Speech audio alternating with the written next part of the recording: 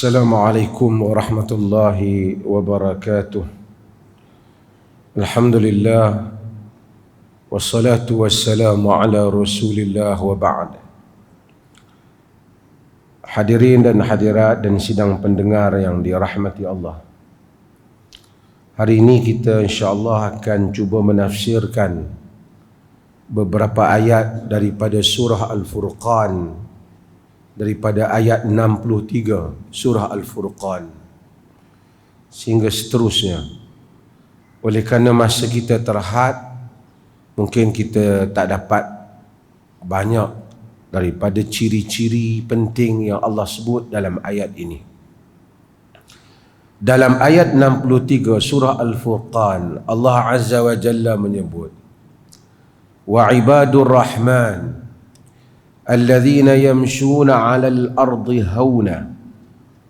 Maksudnya, dan hamba-hamba Ar-Rahman yang berjalan di atas muka bumi hauna, yakni dengan merendah diri, dengan mudah. Wa idza khatabahumul jahiluna qalu salama. Dan apabila orang-orang jahil berbicara dengan mereka, yakni kata kepada mereka dengan sesuatu yang keras, qalu salama, mereka menyatakan salama, yakni kesejahteraan, yakni peace.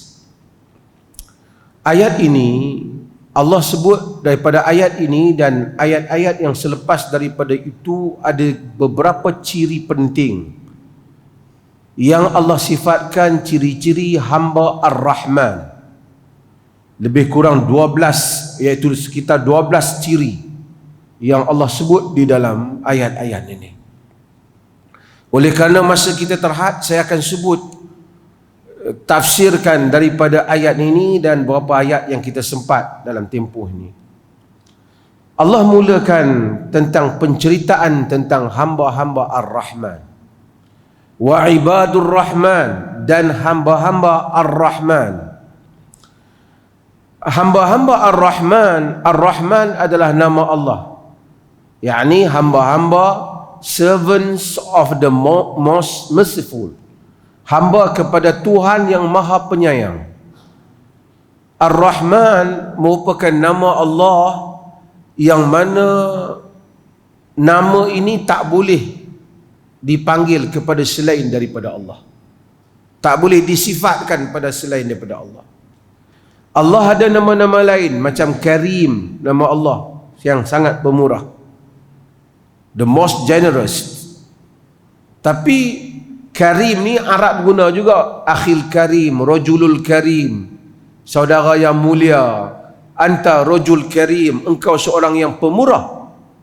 Tapi kita tak boleh panggil, kita mungkin boleh panggil pada orang ya Karim, kan, ya Aziz, akhil aziz. Tapi kita tak boleh panggil kat orang Rahman. Rahman hanya khusus untuk Allah. Sebab tu kalau ada orang nama Abdul Rahman, kita kena panggil dia Abdul Rahman. Kita jangan panggil dia Rahman. Rahman khusus untuk Allah. Dia Abdul Rahman, hamba kepada Tuhan Ar-Rahman. Ibadur Rahman plural kepada abd, hamba, servants, yakni kata jamak, kata banyak. Hamba-hamba Ar-Rahman yang berjalan di atas muka bumi dengan penuh kerendahan diri. Itu ciri dia. Habis tu yang lain ni, kita-kita yang berjalan dengan samsing atas muka bumi ni bukan hamba Tuhan juga. Hamba ni dia ada dua kategori dia. Satu kategori hamba dalam keadaan dia memang hamba kerana dia diciptakan oleh Allah dan dia memang hamba Allah dan tak berupaya. Satu ialah hamba dalam erti kata hamba yang benar-benar menunaikan maksud kehambaan dia kepada Allah. Dua, saya nak bagi faham mudah. Kita ada anak, kita kata pada salah seorang anak kita yang selalu tolong kita tu, ataupun baik kita, inilah anak ayah. Abang, yang lain tu bukan anak, yang lain tu bukan anak juga. Bukan maksud yang lain tu kita nafikan yang lain tu anak. Tapi maksud yang ini benar-benar buat seperti mana yang menjadi kehendak kita. Nabi Isa alaihi salam dia kata pada Allah, fa in tu'azzibhum fa innahum ibaduk wa in taghfir lahum fa innaka antal azizul hakim. Jika engkau mengazabkan mereka, mereka itu adalah hamba-hambamu. Maksud kita semua hamba, yang kena azab pun hamba. Tapi hamba dalam erti kata yang benar-benar menunaikan maksud kehambaan, ini maksud ayat ini, wa ibadur rahman, dan hamba-hamba ar-rahman. Kita baca dalam ayat lain, Allah kata, ya ayyatuhan nafsul mutmainnah irji'i ila rabbiki radiyatan mardiyah fadkhuli fi ibadi wadkhuli jannati. Bila Allah kata, wahai nafsu mutmainnah, irji'i ila rabbiki radiyatan mardiyah, balik kepada Tuhanmu dalam keadaan redha dan diredai. Fadkhuli fi ibadi, masuklah kamu ke dalam hamba-hambaku. Awak yang lain tak masuk dalam hamba-hamba kah? Masuk. Kita tetap hamba, tapi maksudnya maksud dalam hamba-hambaku yang benar-benar menghambakan diri pada Allah. Itu maksud hamba di sini. Wa ibadur rahman, hamba-hamba ar-rahman, allazina yamshuna 'alal ardi hauna, yaitu orang-orang yang berjalan di atas muka bumi dengan keadaan merendah diri, easily, memudahkan, dengan rendah diri. Tuan-tuan hadirin dan hadirat sekalian, Tuhan kata ciri yang pertama nak jadi hamba ar-rahman, hamba Tuhan yang penyayang ni, pertama dia kena jalan atas muka bumi dengan rendah diri. Jalan dengan rendah diri ni dia maksud apa? Adakah maksud kontu jalan tunduk, slow? Sedangkan Nabi SAW dalam hadis, Nabi ni yang ka'annahu yanhatta min sabab. Nabi ni bila jalan seakan-akan dia turun daripada tempat yang curam. Nabi ni dia berjalan agak pantas. Adakah orang yang berjalan pantas tu orang yang tak merendah diri? Tak. Merendah diri ni berjalan dalam keadaan rendah diri, pertama tabiat jalan tu sendiri, bukan jalan orang yang bongkak. Sebab tu dalam Alibaba tu, bila dia dapat duit, dia kata dia kena ubah dia punya jalan, dia sudah kaya. Kerana jalan ni represent watak orang. Orang bongkak, dia jalan dengan bongkak. Itu secara literal. Secara makna yang lain, hidup atas muka bumi ini dengan merendah diri, dengan tak bongkak, dengan tawaduk. Itu first yang Allah sebut dalam ayat ni, iaitu jalan atas muka bumi dengan tak takabur. Kerana musuh utama manusia ni, musuh utama yang menyebabkan manusia dibuang daripada syurga, takabur, iaitu iblis. Di atas ketakaburan dia telah hasut Adam sehingga Adam keluar daripada syurga. Takabur, dia akan develop banyak benda dalam hidup manusia, dalam kehidupan ni. Daripada takabur dia akan pergi banyak benda. Sebab tu cerita Adam dan Iblis itu repeat so many times dalam Quran. Sebab itu adalah core kepada kehidupan manusia, teras kepada kehidupan manusia. Wa idza khatabahumul jahiluna qalu salama, dan apabila orang-orang jahil berbicara kepada mereka, qalu salama, mereka menyatakan salama, peace, sejahtera. Orang jahil bicara ni apa? Tadi kita kata dia berjalan, bukan maksud dia berjalan langgar tiang, kan?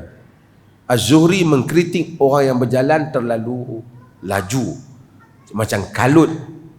Dia kata hadza yuzhibul wajh, haibatul wajh, menghilangkan kehebatan satu orang. Orang ni kalau kita tengok pergerakan dia kalut. Setengah tu sebab orang panggil fulan kalut. Kalut dia tu, tengok pun kalut. Dia tak boleh duduk elok, dia kalut, dia tak stabil, dia tidak wiqar. Di tokoh ni, manusia yang stabil ni, jalan dia kemas dan dia ada ketenangan pada perjalanannya. Kemudian Allah kata, oleh kerana dia hidup di muka bumi ni, dia hadapi manusia. Wa idza khatabahumul jahiluna qalu salama, apabila orang jahil berbicara dengan dia, kata macam-macam kat dia. Dia tak qalu salama, dia tak balas dengan perkataan yang sama. Qalu salama, sebahagian mereka ulama menyebut qalu salama, dia kata salam, peace. Sebahagian para mufassirin menyatakan qalu salama yakni tasallam, yakni dia, aku berlepas diri daripada engkau. Allah kata orang yang cakap huduh ni, dia jahil.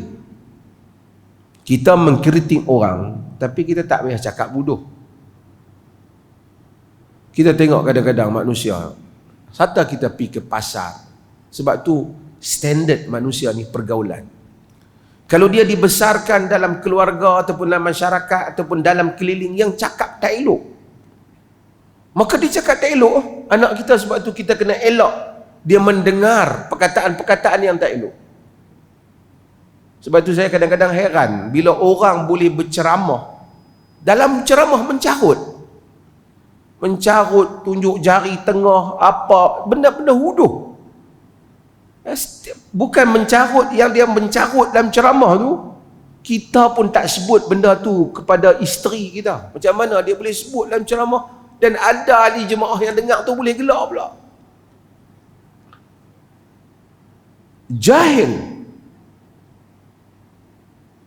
Jahil Allah tak. Tapi kita apabila jumpa orang, tiba-tiba kita bertemu dengan orang jenis tu, kita pergi kat pasar ke apa, dia jumpa kita, dia marah kita, dia mencarut ke kita, kita pun mencarut balik ke dia. Orang tepa cakap tak elok, dia mencarut kat aku boleh, tapi tak boleh mencarut ke dia. Bukan ibadur rahman. Kita boleh marah ke dia, tapi itu bukan perkataan kita. Orang yang terpilih itu bukan perkataannya. Wa idza khatabahumul jahiluna qalu salama, apabila orang jahil cakap dengan dia, kata benda tak elok, qalu salama, dia tak layan ataupun dia salam. Saya dulu belajar dengan Syekh Salah Abdul Fattah Al-Khalidi, tafsir, mufassir terkenal, banyak kitab tafsir. Tapi saya tengok praktik dia. Dia satu hari orang main bertengkar dengan dia dalam masjid, dia imam, dia duduk. Mari duduk bertengkar dengan dia, mari duduk bertengkar. Dia duduk lepas sembahyang. Kawan tu cakap ni bodoh cara dia cakap. Syekh duduk dengar. Tapi saya dengar dia meninggal Syekh Salah. Dia kata Assalamualaikum. Kawan tu dia cakap Assalamualaikum. Assalamualaikum. Lepas tu, kawan tu pun tengok dia tak jawab, bangkit.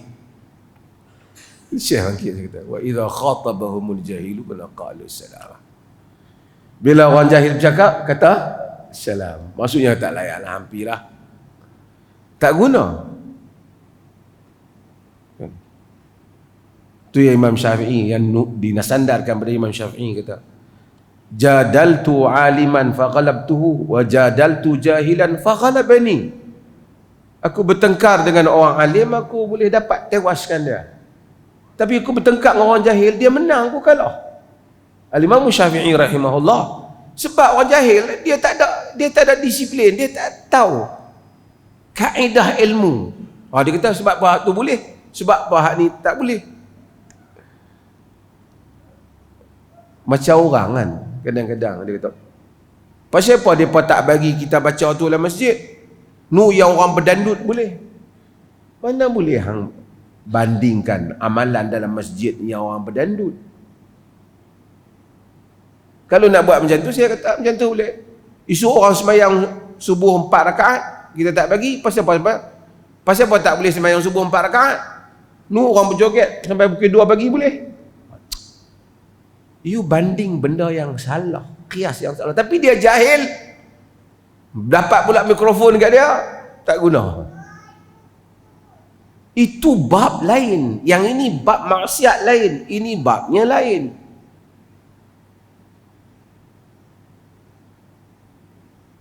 Kita mari-mari pukul 10 orang bang masjid, pukul 10 pagi. Kita marah ada. Apa yang hampir bang pukul 10 pagi? Dia kata aku bang panggil orang sembahyang duha. Hei, sembahyang duha orang tak bang. Pasal bang panggil orang bang sembahyang. Oh, aku nak bang sembahyang duha, hampa marah. Tu orang duk pergi menyanyi, hampa tak marah. Dia pergi buat kias macam tu. Kias ma'afariq dalam bahasa dalam usul kita. Kias yang benar, not apple to apple. Sebab itu wa idza khatabahumul jahiluna qalu salama. Apabila orang jahil berbicara dengan mereka, qalu salama, salam. Sama ada salam dengan maksud tak mau bergaduh, peace, ataupun salam maksud yatabarra'a min, yakni berlepas diri daripada berbicara dengan mereka. Jadi ada dua. Pertama, orang hamba Ar-Rahman jalan atas muka bumi dengan hauna, merendah diri, tawaduk. Yang kedua, dia tak layan perbicaraan orang yang jahil. Dia tak layan, dia tak pi balik balas benda yang sama. Macam walladzina yabituna lirabbihim sujjadan wa qiyama. Dan mereka yang menghidupkan malam untuk Tuhan mereka, sujjadan wa qiyama, dalam keadaan sujud dan berdiri. Hadirin dan hadirat yang dirahmati Allah, yabitun yakni malam tu dia spend, those who spend their time before their Lord, maksudnya dia masa dia untuk Allah pada waktu malam. Saya nak sebut satu hal untuk kita semua ingat tentang perkara ni. Tuan-tuan, nak jadi hamba Ar-Rahman, nak orang kalau jadi gelaran, dapat gelaran Datuk Seri, Tan Sri, ada majlis dia dan orang pun tahu, dia pun pakailah nama tu. Jadi YB, ada orang sebut YB. Macam mana hantau jadi doktor, dia ada sijil, ada majlis dia. Tapi jadi hamba Ar-Rahman, hanya Tuhan Ar-Rahman saja yang tahu siapa dia yang mendapat gelarannya. Siapa dia yang, dan dia tak perlu orang tu nak jadi alim besar ke, tok syekh ke, ustaz ke, mufti ke. Tak syarat. Mungkin mufti, ustaz, syekh tak menjadi hamba Ar-Rahman. Tapi orang hak kat bawah ni, yang mari duk sapu sampah, duk kerja biasa, duk sedang buat jalan, dia hamba Ar-Rahman. Sebab dia bukan melalui majlis anugerah, dia melalui pengiktirafan Tuhan Ar-Rahman. Bila Allah iktiraf, dia tak istihar dalam majlis convocation ataupun adat istiadat di dunia, dia akhirat dia bagi. Satu lagi tuan-tuan, tadi saya teringat satu orang mari rumah saya, ada satu imam ni, dia selalu ponting. Jadi masjid patut nak buang dia, masjid kita jangan buang. Dia tu baik dengan mufti, sekali kita kena tindakan. Dia boleh percaya benda macam tu, masjid dia boleh percaya benda macam tu. Macam mana dia tahu dia baik dengan saya? Saya kata saya bukan duk pernah sembang dengan dia tu. Sekali dia main jumpa saya, main rumah saya. Tapi saya tak, kalau dia dah ponting, saya kawan-kawan rapat hak mana ponting pun semua saya dah buang imam yang ponting tak main tugas. Tapi kami ingat dia rapat dengan dia tu. Sebab orang ni, macam mana you ingat? Pasal dia pernah main rumah saya. Saya kata itu bukan tanda dia rapat. Tuan-tuan, kita rapat dengan orang, kita nak tahu macam mana. Orang tu rapat dengan kita, macam mana kita tahu? Kita mungkin kawan dengan satu orang, nampak dia dekat dengan kita, tapi mungkin hati dia jauh, dia tak suka kat kita. Kita pergi jumpa dengan satu orang besar, lepas tu kita habaq ke orang, dia tu rapat dengan kita. Orang pun tak tahu. Kita pun duk sangka rupanya dia sokong kita, dia tak sokong kita. Ataupun rupanya satu orang tu dia suka kat kita, dia tak habaq kat kita. Macam mana kita nak tahu? Dalam dunia kita tak tahu. Melainkan kadang-kadang dia habaq, saya suka kat awak, ataupun dia tunjuk satu benda, kita percaya atas muamalah zahir dia. Tapi Allah Azza wa Jalla berbeza. Apabila dia berhubung dengan hamba-Nya, apabila kita mendekatkan diri kepada Allah, kita rasa dekat itu dengan Allah. Ia ada dalam dada dan perasaan kita. Ia hadir di dalam salat kita. Kita dibangunkan pada malam hari untuk salat kepadanya. Kita rasa nikmat apabila sujud dan berdoa kepadanya. Dan kita terasa Allah itu di dalam setiap kejadian yang berlaku dalam hidup kita. Walaupun mungkin kita berdosa dan menjadi pendosa, tapi kita rasa kita balik kepadanya. Kita tak mau jauh dengan dia. Tapi kalau dia jauh pada kita, dia tinggal dengan kita. Kita angkat tangan berdoa kepadanya, kita tak merasai kita sedang berdoa kepadanya. Kita tahu kita memanggil Allah, tapi tidak hadir makna doa. Kita sujud kepadanya, kita tak rasa kita sujud kepadanya. Ketika orang lain bermandi nikmat, bangun malam bersolat padanya, kita kunci jam, buat macam-macam, tak mampu bangun untuk beribadat kepadanya.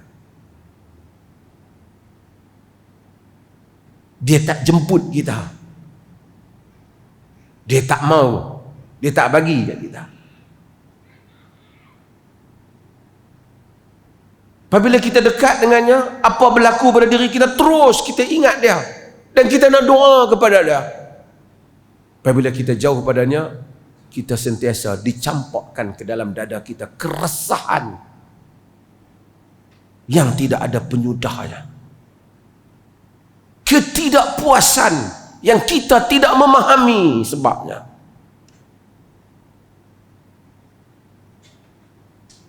Berbeza makna taqarrub dengan Allah Azza wa Jalla. Sebab itu taqarrub dalam erti kata apabila hamba itu mendekatkan dengannya, hamba itu tahu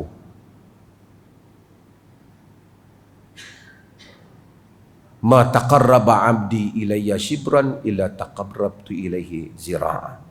Hamba tak mari sejengkai melainkan aku pergi padanya sehasta.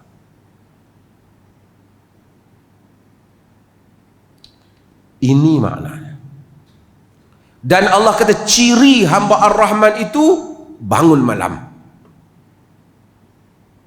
sujjadan wa qiyama, sujud dan berdiri.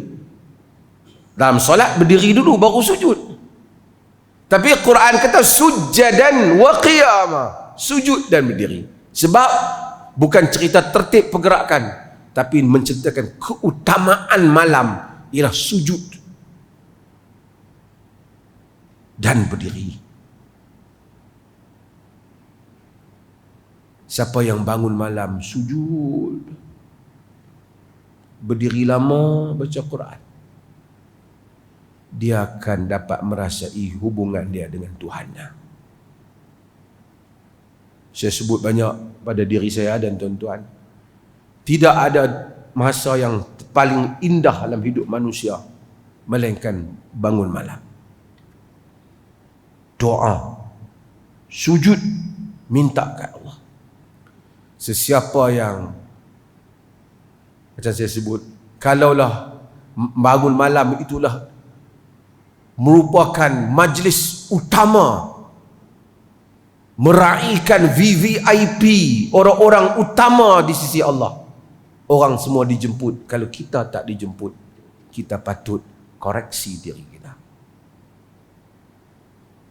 Orang semua bangun, yang datang fulan, Allah bangunkan fulan. Kita kunci jam bangun, Enji hayak ke muka, bangkit, tak jaga-jaga, tak boleh nak salat malam. Artinya you are not listed.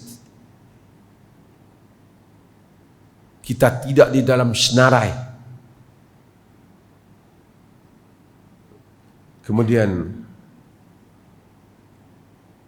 Allah menyebut walladzina yaquluna rabbana asrif 'anna 'adzab jahannam inna 'adzabaha kana gharama. Dan orang-orang yang menyatakan rabbana asrif 'anna 'adzab jahannam, wahai Tuhan kami, jauhilah kami daripada azab neraka jahannam. Yang ni kita kena minta. Setiap malam kena minta. Allahumma inni a'udzubika minan nar. Ya Allah, aku mohon lindung daripada neraka. Lalu baca ayat Quran, lalu ayat neraka, Allahumma inni a'udzubika minan nar. Lalu ayat syurga, Allahumma inni as'alukal jannah. Tuan-tuan, bila main musim Covid, semua orang minta jauh daripada Covid. Walaupun mati Covid bukan dahsyat mana pun. Bila main musim, kita minta semua, ya Allah, jauh daripada itu, jauh daripada ini. Sehari, tak apa, kita minta kepada Allah. Tapi duka cita jika kita tidak mengulangi hari-hari kerap. Allahumma inni a'udzubika minan nar. Ya Allah, aku minta lindung daripada neraka. Segala kenikmatan dunia yang hebat hilang daripada hamba hanya dengan sekali celupan di dalam neraka. Fa ghumitha bin nar faqal ya 'abd hal marra bika minan ni'ami qad qala la. Ya Rabb, dicelup di dalam neraka dengan ghams, satu celupan. Lalu ditanya padanya, wahai hambaku, pernahkah engkau merasai nikmat di dunia itu? Itu ambil the an'amin nasi min ahli dunia, daripada orang yang paling nikmat dalam dunia, paling kaya, paling banyak wanita, paling banyak harta, paling banyak segala, the best nikmat dunia semua dia ambil dengan satu celupan dalam neraka. Hal marra bika minan ni'ami qad, adakah telah berlalu dalam hidupmu nikmat? Dia kata tak pernah, wahai Tuhan. Lupa segala-galanya hanya dengan satu celupan neraka. Rabbana asrif 'anna 'adzab jahannam. Wahai Tuhan kami, minta jauh daripada azab neraka jahannam. Itu permintaan hamba Ar-Rahman. Inna 'adzabaha kana gharama, karena azabnya itu berterusan. Dahsyat. Innaha sa'at mustaqarran wa maqama. Dia adalah seburuk-buruk tempat duduk dan seburuk-buruk tempat tinggal. Na'udzubillah daripada kita menjadi penghuni neraka. Ada lagi ciri-ciri yang Allah sebutkan sangat penting bagi hamba Ar-Rahman. Cuma masa kita terhad, dan insya-Allah kalau lain kali ada masa kita akan sambung lagi ciri-ciri hamba Ar-Rahman yang Tuhan sebut di dalam ayat ini, yang akan mewarisi syurga yang Allah janjikan. Dan kita doakan supaya Allah jadikan kita di kalangan hamba-hamba-Nya yang disebut sebagai ibadur Rahman. Dan tuan-tuan boleh balik baca sendiri, sambung surah ni. Ayat-ayat ni bermula daripada ayat 63 surah Al-Furqan ini sehingga akhir surah Al-Furqan. Allah menceritakan tentang persekitaran hamba-hamba dia yang dia menjanjikan untuk mereka syurga, insya-Allah. Sekian, wassalamualaikum warahmatullahi wabarakatuh.